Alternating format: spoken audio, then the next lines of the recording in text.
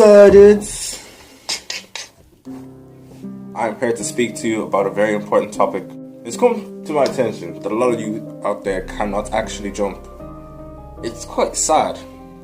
I've seen people that are like 6'3", 6'4", 6'5" even, who cannot dunk. That doesn't make sense to me.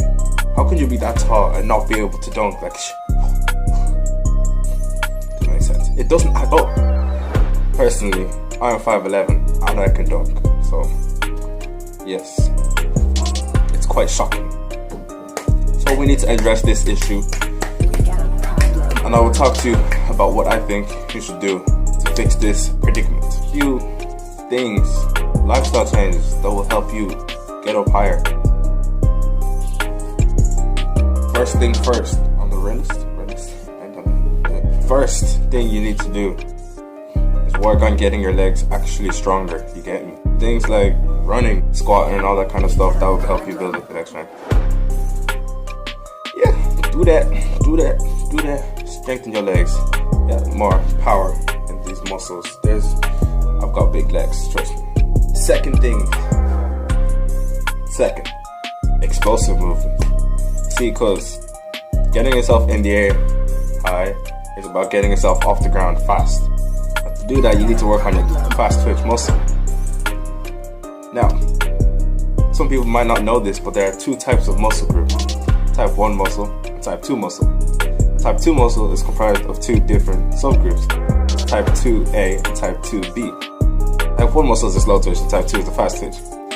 Now, the type 2B is extremely fast twitch, while type 2A is kind of fast twitch. The way they work is type 1 works by aerobic respiration. It uses that oxygen to burn fuel in your body. It generates energy in the form of motion in your muscles. Now, type 2B uses anaerobic respiration. It takes that fuel and without using any oxygen, converts it straight into mechanical energy. Now, by doing this, type 2B with the anaerobic respiration is able to do this quicker and fire off these muscles quicker. So the end result is type 2B fires quicker but gets fatigued faster. Type 1 fires slower but lasts longer. So essentially type 2 is your sprinter muscle, while type 1 is your marathon muscle. Type 2A is what comes in between. It's faster than type 1 and slower than type 2, but has more stamina than type 2, but not as much as type 1. You feel me? So type 2A is basically the ideal muscle. It's so good, so beautiful, so very beautiful. Essentially what you have to do is try and get your muscle group into the type 2 category by building up as much type 2 muscle as you can.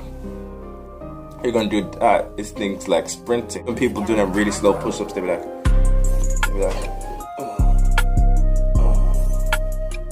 or they're on the bench and they're like, you know, don't do that. You know, fast, pew, you know, knock the muscles out.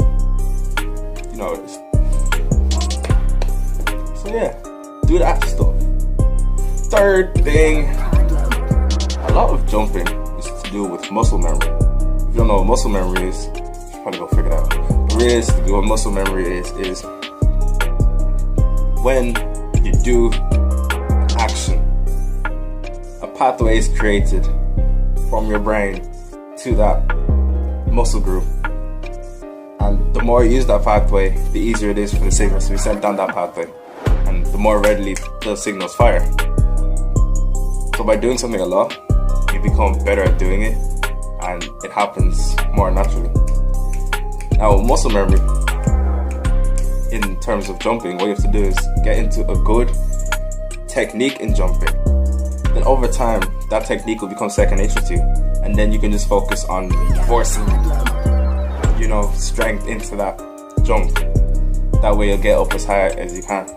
Like, only recently I revised my technique. Like, I've been dunking for a while, but I've always been like, when I got into like higher rims, like when I was like trying to dunk at 10 foot, I was like inconsistent. Until recently I fixed up my technique, brought everything in tighter, you know, made it all whoop whoop straight. takes a lot of practice, a lot of repetition. It's mod. It's very mod. And now we shall talk about technique. Yes. Okay, now let's talk about this. First is the setup. Let's look at it one more time. We run up and step into it rather than jumping into it. Now it's important to note what I do with this step. I step in on my left foot, though I see myself as a right foot jumper. In doing this, I'm setting up and then jumping, rather than the alternative of setting up and jumping all in one motion, because that is less stable. Now watch as I do actually jump. An important observation to note is that I swing my jumping foot, converting the momentum of the swing to upward momentum in the jump. As you can see, I use that swinging force to give myself a mechanical advantage as I jump. This allows me to jump higher than I would have if I had just jumped without swinging my foot. This conversion of mechanical force is also why it's very important to get a good run up before you dunk.